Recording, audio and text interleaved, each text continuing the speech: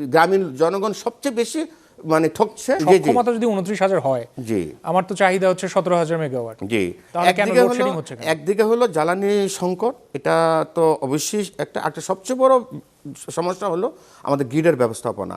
কারণ যেখানে যে পরিমাণ চাহিদা দরকার সেই অনুযায়ী সেখানে সেটা গ্রিড নাই, আবার যেখানে গ্রিড আছে সেই অনুযায়ী ওখানকার জেনারেশন নাই।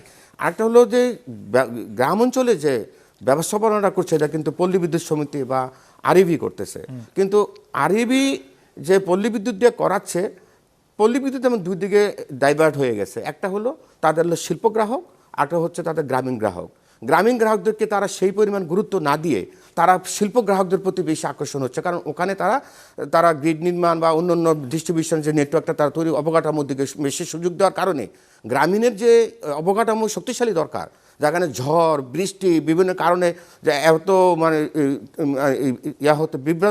বিপর্যয় ঘটতে পারে সেগুলিকে তারা আমলে নিচ্ছে না। শিল্প গ্রাহকরা আসা উচিত সরাসরি, আরো দেওয়ার আছে যারা পিডিবি আসতে পারে বা পাবলিক আইপিপি আমরা বলি, যারা নর্থ ওয়েস্ট পাওয়ার জেনারেশন বিভিন্ন কোম্পানিগুলি আছে বা পিসিজিবি, ওরা যদি সরাসরি শিল্প গ্রাহকদেরকে দেখে, আর পল্লী বিদ্যুৎ যেটা আইনে দ্বারা প্রতিষ্ঠিত, তারা কিন্তু গ্রামীণ গ্রাহকদের জন্যই তাদের মেইন ম্যান্ডেট, কিন্তু গ্রামীণ গ্রাহকদের জন্য যে অবকাঠামো, এই অবকাঠামো কিন্তু খুবই ভালনারেবল এবং এগুলি কিন্তু থাকতে মানে সাস্টেনেবল না এবং টলারেবল না, যে বিভিন্ন পারিপার্শ্বিক প্রাকৃতিক পরিবেশে।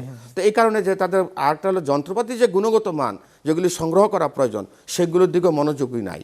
কারণ গ্রামীণ জনগণকে কোনো রকম একটা দিয়ে তাদেরকে বোঝাচ্ছে, তাদের বুঝ দিয়ে চলে আসতেছে। এক্ষেত্রে এই সিস্টেম একটাও ভালোভাবে কাজ করে না, বিদ্যুৎ থাকলেও দিতে পারে না, আবার বিদ্যুতের যেই পরিমাণ তারা প্রয়োজন সেটাও তারা পিডিবির কাছ থেকে হোক নিতে পারে না, যার কারণে কিন্তু তারা এই গ্রামীণ জনগণ সবচেয়ে বেশি মানে ঠকছে। এবং এতে আমি মনে করি যে এটা তাদের প্রতি একটা অন্যায্য ব্যবস্থার দিকে ধাবিত করছে প্রতিনিয়তই।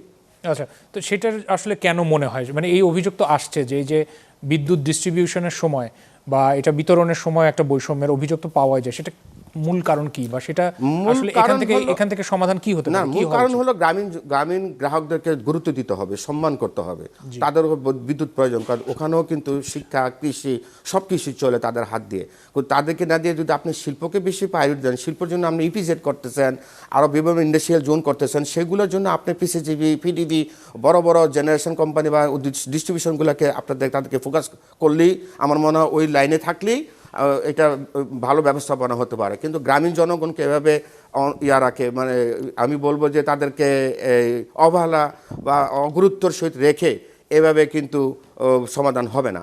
এই অভিযোগ বারবারই আসবে, তাদের এই অবকাঠামো উন্নয়ন না করলে, তাদের প্রতি যদি ডেডিকেটেড আরইবি বা পল্লী বিদ্যুৎ সমিতি যদি ডেডিকেটেড হয়েছে তাদের প্রতি যদি সেই ব্যবস্থাপনা না করে, তারা সবসময় এই কমপ্লেন করতে থাকবে, এটা আরও বাড়বে, এটা কমবে না বরং।